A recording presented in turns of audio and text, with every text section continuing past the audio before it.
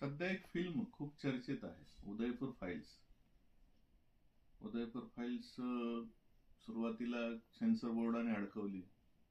नंतर काही दिवस सुप्रीम कोर्टाने त्याच्यावरती स्टे आणला.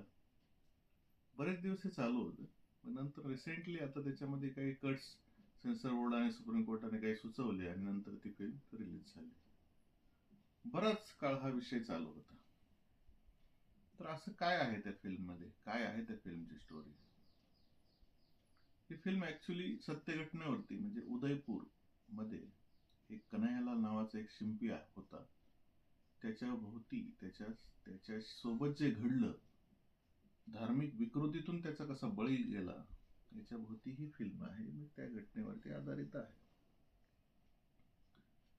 उदयपूरमध्ये कन्हैयालाल नावाचा एक सरळ साधा शिंपी, त्याचा काहीही गुन्हा नसताना त्याचा बळी जातो.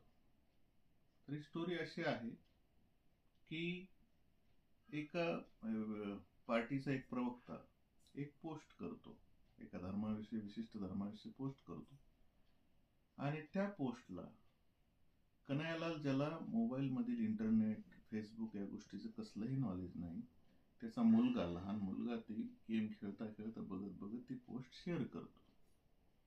त्याच्यामुळे एवढं वादंग पेटतं, त्याला धमक्या यायला लागतात. ज्याने ते पोस्ट ही केलेली असते, विधान केलेलं असतं, तो तर बाजूलाच राहतो. पण कन्हैयालाल वरती, या गरीब माणसावरती बऱ्याच लोकांनी, म्हणजे बरेच लोक जे आहेत, धार्मिक विकृतीचे लोक आहेत, हे धमके द्यायला चालू करतात. त्यालाच उलट अटक होते, तोच जामिनावरती बाहेर येतो. आणि तरी त्याला त्रास होतो. त्याचं दुकान बंद होतं. दुकान बरेच दिवस बंद ठेवण्यात येतं.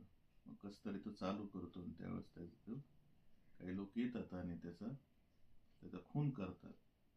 अशा पद्धतीची ही कहाणी आहे.